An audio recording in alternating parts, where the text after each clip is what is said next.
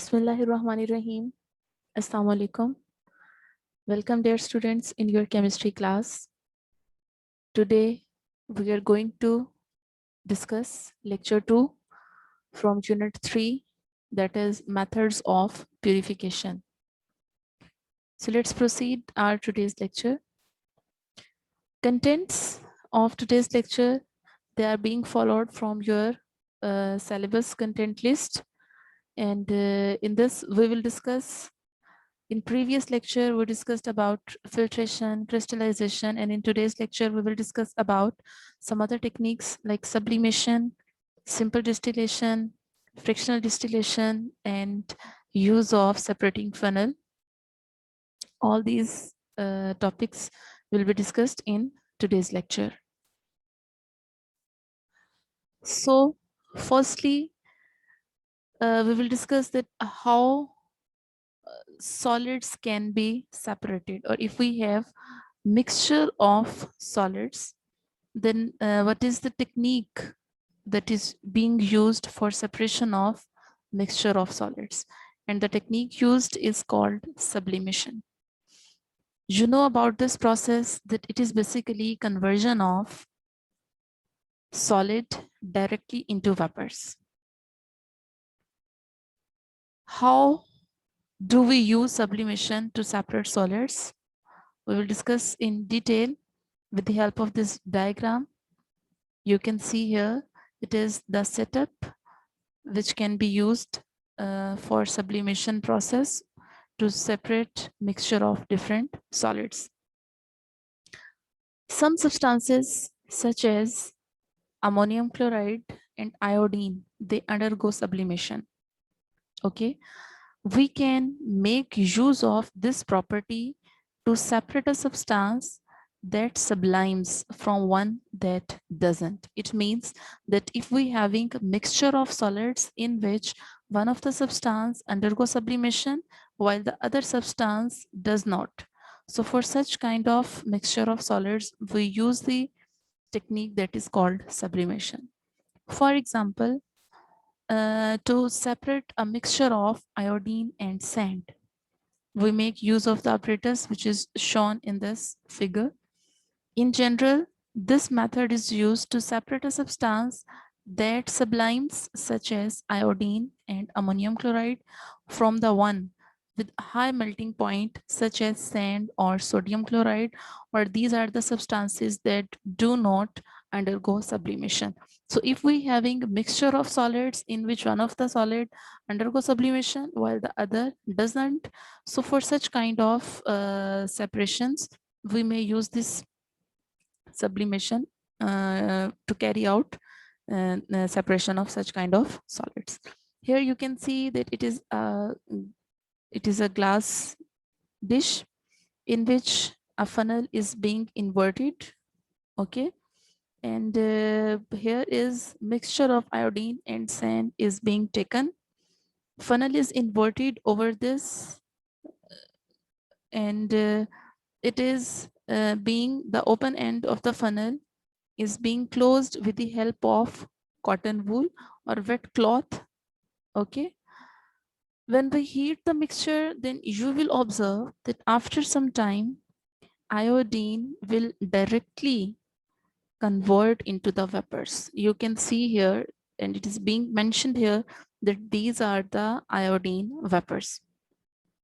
Okay, while the sand being a substance that do not sublime, and it is the substance that having high melting point, so it remains on the glass in this glass disc, while iodine, it undergoes sublimation and it converts into iodine vapors, and the funnel is being cooled with this wet cloth or cotton wool, which causes the vapors to convert into solid form.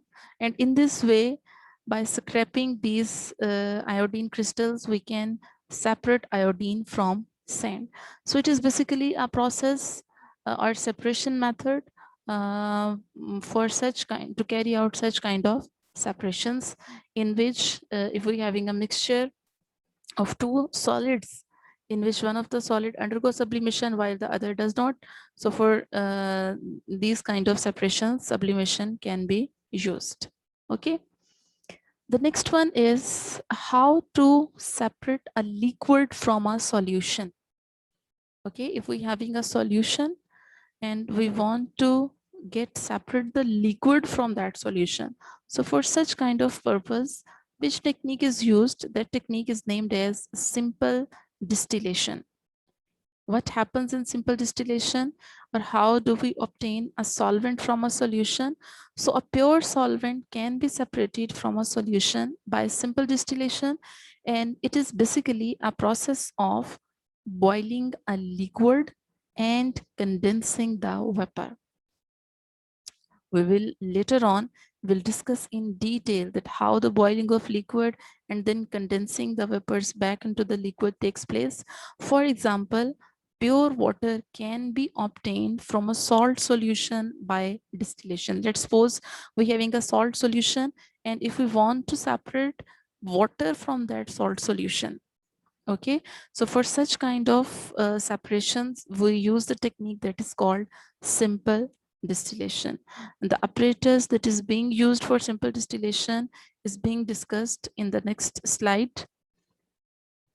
Like this, how simple distillation is performed to obtain pure water from salt solution. In your previous lecture, we discussed that how to obtain salt from salt solution, and that technique was basically crystallization. But in today's lecture, we are going to get separate water from salt solution. So for to carry out such kind of separations, we use simple distillation. Here is the setup that is being represented here, and we will later on discuss all the main apparatuses that are used in this setup. You can see here that this is the distillation flask, or it is also named as round bottom flask.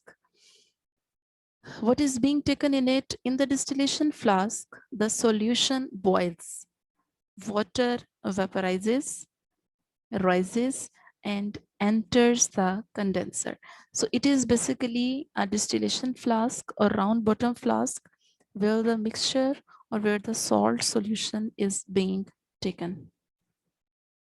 Okay, the next part or the main important part of this setup is condenser, this part, and it is being labeled here. And what is the purpose of condenser? In the condenser, water vapor is cooled. The vapor condenses and changes back into pure water, that is called distillate. What actually happens here, that when we take salt solution in this flask and we heat this salt solution, then then it starts boiling, and first of all the vapors of water, they are formed, okay, they rises and enters into this condenser. Okay, what's the purpose of condenser? Condenser is basically to cool these water vapors and to condense the water vapors back into the liquid form, and in this way it can get separated into this beaker which is being put here, and pure water is obtained, which is called distillate. Okay, we further define that pure water, it is collected as a distillate in the receiver. Thermometer is also attached here, and what is the purpose of thermometer? Thermometer basically records the temperature, that when the temperature reaches to 100, all the water that is present in this salt solution, it vaporizes, go to condenser where the water vapors condense into the liquid form, and they get separated in the form of distillate into this separate beaker. Okay, and what remains back into this distillation flask? The salt solution which remains in the distillation flask, it becomes more concentrated as the distillation proceeds. As you know, that when the salt solution is being heated, then water vaporizes, and what left behind here, the salt remains, in the distillation flask, and it becomes more concentrated as the distillation proceeds. And you know that when maximum water vaporizes and being obtained in the form of distillate here, then the salt remaining here, it becomes more and more concentrated. So distillation, if distillation is allowed to carry on, a solid residue of salt will be left in the flask.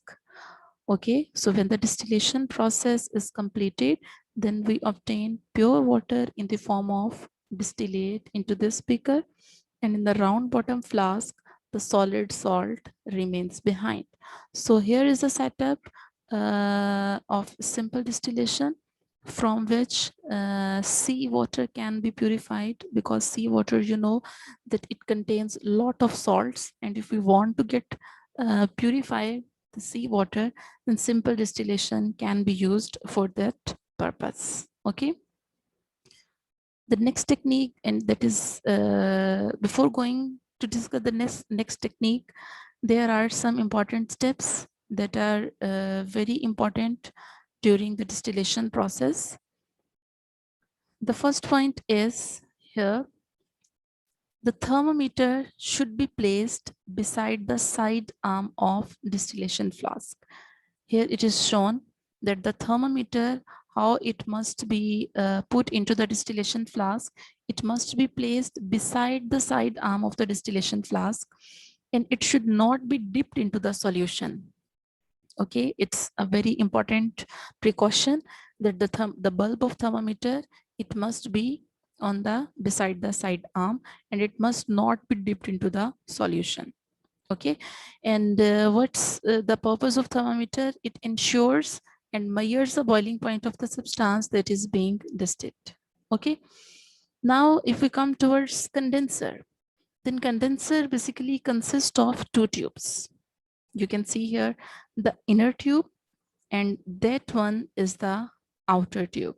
Okay, basically cold running water is allowed to enter the water jacket from the bottom of the condenser and leave from the top. The outer tube basically contains water which is being entered from the bottom, and it comes out into from this side. And what is the purpose of this running water? The purpose of this running water is to condense the water vapors back into the liquid form. Okay, the condenser slopes downwards so that the pure solvent formed can run into the receiver. So these are the important steps, or you can say that these are some important precautions that must be observed during the process of simple distillation. Okay, the next technique, that is for separation of immiscible liquids, and that technique is basically or that separation is done by using apparatus that is called separating funnel. Now first we will discuss that what are immiscible liquids. The liquids that do not dissolve into each other are described as immiscible liquids. Like oil and water are immiscible with each other. It's a common observation that if you mix oil and water, then these two liquids, they don't mix with each other. So these kind of liquids are called immiscible liquids. So how we use separating funnel for their separations? Separating funnel, it looks like this.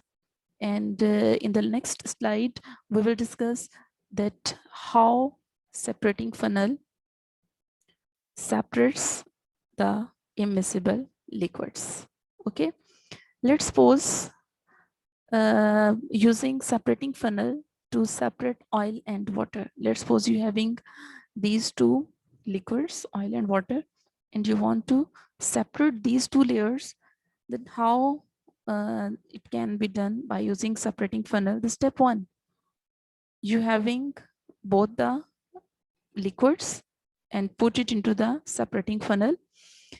Pour the mixture of oil and water into the separating funnel. Okay, and you must make sure that the tap that is being shown here, it must be closed. Okay, support the separating funnel using a stand. Here stand is not shown, but it must be sport it by using the strand. Then place a clean beaker below the separating funnel, just like this. A beaker is being put here. Allow the liquids to separate completely. This may take some time. The denser liquid will be the bottom layer. If you having mixture of two liquids, then the liquid which is more denser, it comes to the bottom. Like in this situation, oil and water being more denser, it comes to the bottom. Okay. The next step, what will be done in the next step? Open the tap of the funnel to allow the bottom layer to drain into the beaker. By opening this tap, allow the bottom layer to drain into this beaker. Close the tap before the top layer of the liquid runs out. Okay, like in this case, all the water, when it comes into the beaker, then close this tap. Okay, so one layer is being separated. And in the last step, what will be done? Here, place another beaker, okay, below the funnel. Open the tap to allow a little of the top layer of the liquid into the beaker. Dispose of the liquid collected because it may contain some of the particles of the first layer. Now the separating funnel contains only oil, while the beaker from step 4 contains only water. So in this case, by step 2 and step 3, we get separated these two layers with the use of separating funnel. Okay. And in the last separation that we are going to discuss today is how to separate miscible liquids. Firstly, we will discuss that what are miscible liquids or what is miscible solution. The solutions or the liquids that mix together in all proportion, like ethanol and water. Ethanol is alcohol, and water, they mix together to form a solution that is called miscible solution. So for separation of miscible liquids, frictional distillation is used. What is frictional distillation and how it is different from simple distillation? We will discuss in detail all these points in today's lecture. In frictional distillation, one of the apparatus being used that is called frictionating column. It is attached to the round bottom flask and the condenser, and what it contains many glass beads in the frictionating column. They provide a large surface area for the vapor to condense on. Other than glass beads, a frictionating column may be filled with plates or a spiral. You can see here that apparatus is basically the frictionating column. All the arrangement is similar to the previous one that we discussed in simple distillation, but here we have used a long glass column that is called frictionating column. And what's the purpose of this frictionating column? During the frictional distillation, the liquid with the lowest boiling point will distill over to the condenser first, because by using frictional distillation, we can separate miscible liquids, and from those miscible liquids, one of the liquid must having low boiling point and the other with high boiling point. So the first friction that will be separated will be of that liquid that having low boiling point, and the vapors of the liquid with higher boiling points, they condense along the frictionating column and re-enter the round bottom flask. Okay, the low boiling liquid, it first comes into the condenser, while the high boiling liquid, it is entrapped between the beads of the frictionating column. They condense back and go back into the round bottom flask. In this way, we can separate these two miscible liquids with the help of frictional distillation. How the process takes place? Frictional distillation, let's suppose that if we having a solution of water and ethanol, then how the process takes place? First of all, we took ethanol vapor and water vapor. We took the mixture or the solution into this round bottom flask. Ethanol vapor and heat this round bottom flask. Okay. Ethanol vapor and water vapor rises up the column as the solution is heated. Definitely, when we give heat to the solution, then their vapors will be formed and they will go into this column. Okay. Next is the water vapors. Okay. So among water and ethanol is a liquid with low boiling point and water is a liquid with high boiling point. So water vapor condenses in the frictionating column and it drops back into the flask. As we heat the solution, some of the vapors of water also formed along with the vapors of ethanol. Okay, but the water vapors, they are being entrapped into the frictionating column. Okay, and they condense back into the flask. Ethanol, which has a low boiling point than water, it reaches the upper part of the column and it is distilled over. Okay, because it is the liquid with low boiling point, so it will be distilled over first. What's the purpose of thermometer here? At this stage, thermometer shows a constant temperature of 78 degree, which is the boiling point of ethanol. And at that temperature, or you can say that maximum ethanol is being converted into vapors. Now, where these vapors go, they go into the condenser. Okay, in the condenser, hot ethanol vapor condenses as running water cools it. You know that condenser having two tubes, the outer tube contains running water and this running water causes the ethanol vapors to condense. Okay, in this way, the liquid ethanol, here you can see that liquid ethanol flows into the inner tube of the condenser and it goes into the receiver, that is a conical flask being taken here. Okay, so ethanol is collected as a distillate in the receiver. What left behind in this down bottom flask, when all the ethanol has distilled over, the temperature rises rapidly to 100, okay, which is the boiling point of water. And at this temperature, water distill over and can be collected separately. Okay, so with the help of this frictionating column or with the help of this frictional distillation, we can separate some miscible liquids in by using such arrangement. On the same pattern, you know that air is a mixture of different gases. So liquefaction of air can be done with the help of this frictional distillation. Okay, so students, that was all about today's lecture. And I hope you all understand it very well. Thank you very much. Goodbye.